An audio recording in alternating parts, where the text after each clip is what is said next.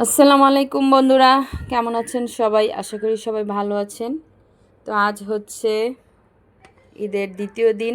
সবাইকে ঈদ মোবারক আবারও। তো আজকে ঈদের দ্বিতীয় দিন উপলক্ষে আমি এখানে বেশ কিছু গোশত নিয়েছি গরুর, এগুলো রান্না করব। তো আগামীকাল তো দেখেছেন বাবার বাসায় ঈদ করেছিলাম, বাবার বাড়ি। আরবি আয়াত অনেক খুশি ছিল না? আয়াত, তুমি অনেক খুশি ছিলা? তো আজকে এখানে 5 কেজির মতো হবে। হুম, নানাদের গরু? আল্লাহ আকবর বলছে? সত্যি? তো এখানে আমি 5 কেজির চেয়ে বেশি হবে গরুর গোশতটা নিয়েছি। এটা কিন্তু অনেক বড় সড়ো একটা হাঁড়ি। তো আমি আজকে একটা মাটির চুলায় রান্না করব। যখন চুলাতে বসাবো তখনই বুঝতে পারবেন এটা কত বড় হাঁড়িটা। তো আমি প্রথমে এখানে এক এক করে মশলাগুলো দিয়ে দিচ্ছি। তো সবার ঘরে ঘরে এখন অনেকগুলো করে গোশত আছে, সবাই বেশি করে রান্না করতে পারেন। তো অনেকগুলো গোশত একসাথে রান্না করতে কত বড় হাঁড়ি, বা হাঁড়ি না সরি, কতগুলি মশলা লাগে বা কতগুলো পেঁয়াজ টিয়াজ এইসব অনেকে যারা নতুন রাঁধুনি আছেন অনেকে বোঝে না। তো আমি তাদের জন্য নিয়ে আসছি এই রেসিপিটা। আর অনেকগুলো গোশত রান্না করব, আপনাদের সাথে শেয়ার করব না তা কি হয় বলেন? তো চলুন শুরু করি। প্রথমে আমি এখানে এক এক করে মশলাগুলো দিয়ে দিচ্ছি। কি দেব প্রথমে বলো? তো প্রথমে পেঁয়াজ কুচি দিয়ে দিলাম। হ্যাঁ, এখানে পেঁয়াজ আমি আধা কেজির মতো নিয়েছি। আধা কেজির উপরে লবণ দিয়ে দিবে? তুমি দিও, লবণ দিও তুমি।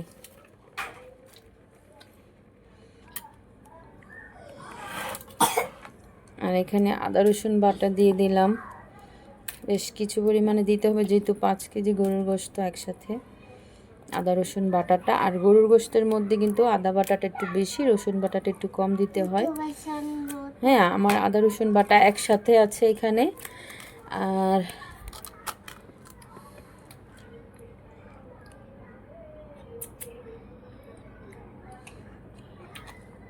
এখন দিয়ে দিচ্ছি পরিমাণ মতো লবণটা আগে পরে দেখে নেওয়া যাবে। তারপরে দিয়ে দিলাম হলুদের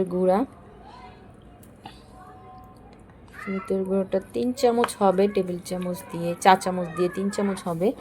আর আমি টেবিল চামচ দিয়ে দিচ্ছি, এটাও দেবো, দাঁড়াও। এই যে মরিচের গুঁড়োটা দিচ্ছি, আপনারা পরিমাণ মতো দিতে পারেন, যে যেমন ঝাল খান ওই অনুযায়ী দিতে পারেন। তো আমি একটু কমে দিলাম যেহেতু একটু বাচ্চারা খাবে এটা। আর এখন দিয়ে দিচ্ছি ধনিয়ার গুঁড়াটা।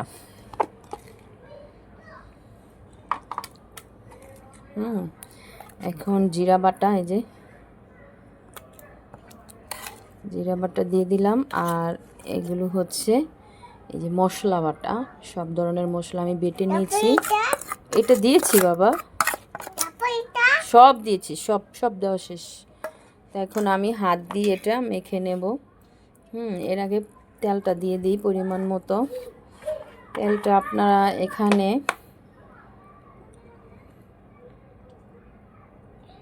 125 গ্রাম বা 200 গ্রাম 150 গ্রামের মতো তেল দিতে পারেন।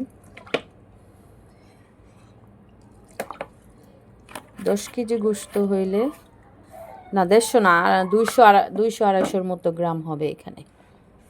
আর 10 কেজি গোশতের মধ্যে 500 গ্রামের চেয়ে একটু কম দিলেও হয়। তো এখন আমি এগুলো মেখে নেব হাত দিয়ে। বেশ বড় পাতিল, একটু কষ্ট করে উঠতে হবে। এটা কিন্তু আমি মেখে চেখে কিছুক্ষণ রেখে দেব, প্রায় 20 মিনিটের মতো। এই দেখুন, একটা শত্রু পাওয়া গেছে, কোত্থেকে উড়ে টুড়ে আসে।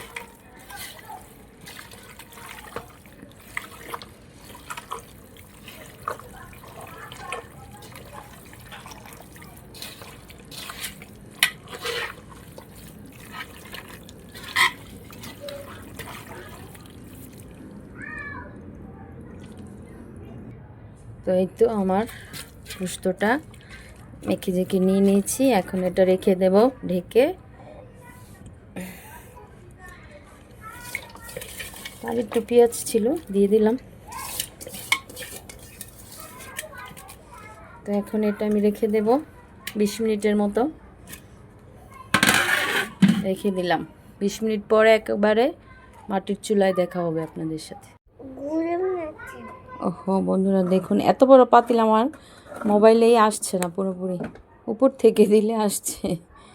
তো আমি একটা জিনিস দেইনি কিন্তু, এটা হলো আস্ত মশলাগুলো।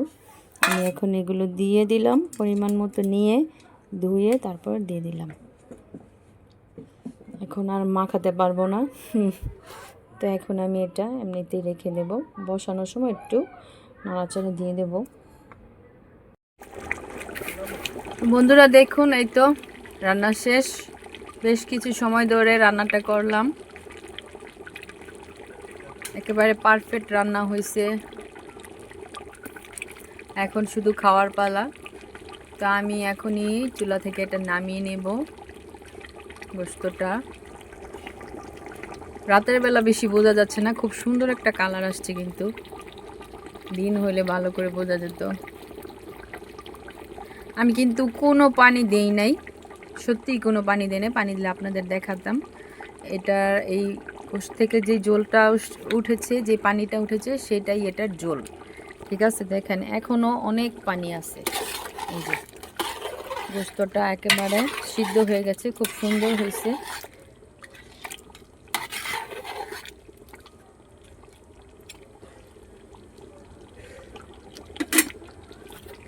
তো এখন নামিয়ে নেব। তো বন্ধুরা দেখুন, এই যে অবশেষে হয়ে গেছে। আমি এই যে নামিয়ে নিয়েছি, দেখুন এবার কালারটা কিন্তু বোঝা যাচ্ছে, খুব সুন্দর একটা কালার হয়েছে। মনে হইতেছে যে বড় বিয়ে বাড়ির একটা ডেক। মাটির চুলায় রান্না করেছি, খেতে সেই হবে। এখন আমরা খাবো। আর যদি আপনারা খেতে চান চলে আসেন আমাদের বাড়িতে। মাটির চুলায় রান্না গরুর গোশত একসাথে 5-6 কেজি রান্না করলাম। এই যে দেখুন, দেখছেন গ্রেভিটা দেখুন শুধু।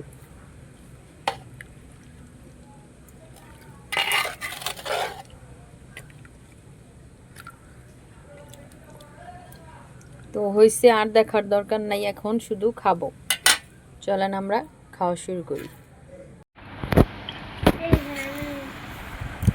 এই তো আমাদের খাবার দাবার শুরু। এখানে আয়াত খেতে বসে গেছে। কি খাচ্ছ? ভর্তা। তো আমরা আজকে গরুর গোশতটা, কুরবানির গোশতটা আজকে পিঠা দিয়ে খাচ্ছি। তো এই পিঠাগুলো কিন্তু কিনে আনা হয়েছে, আমি কিন্তু ঘরে তৈরি করিনি। আপনারা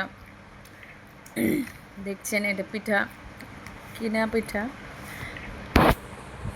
তো চিন্তা করলাম একটু গরুর গোশতটা পিঠা দিয়ে খাই, কেমন লাগে দেখি।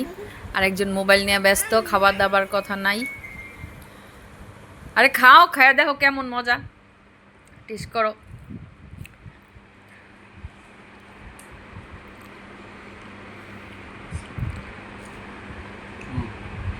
কি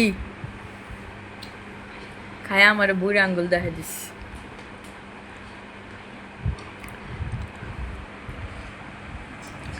কেমন হয়েছে গোশতটা? টেস্ট হয়েছে। যে আয়াতে মশলা খুব ভালো হয়েছে, ভালো হয়েছে। আয়াতে কিন্তু চিতই পিঠা বেশি একটা পছন্দ করে না, ও চাপটি খাচ্ছে। ওর চাপটি অনেক ভালো লাগে, তাই না আয়াত? আমাদের এইদিকে কিন্তু আরো অনেক আছে আমাদের এইখানে। এই যে আরেকজন, এই যে বসে রয়েছে,